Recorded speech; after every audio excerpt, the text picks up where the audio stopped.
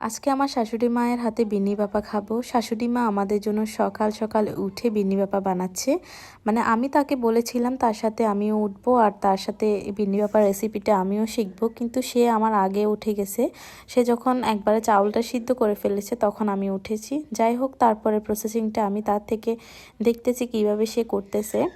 আমার শাশুড়ি মা নাকি সব সময় বিন্নি ভাপাটা নিজের হাতে করে, উনি অনেক স্বাচ্ছন্দ্য বোধ করে এটা করতে, তার অনেক পছন্দের একটা খাবার।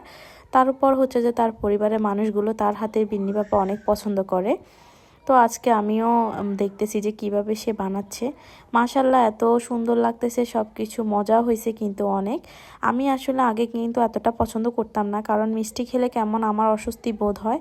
তাও শাশুড়ি মায়ের হাতের মজার মজার খাবার খেতে কার না ভালো লাগে। তো এই খাবারটাও ভীষণ টেস্টি ছিল।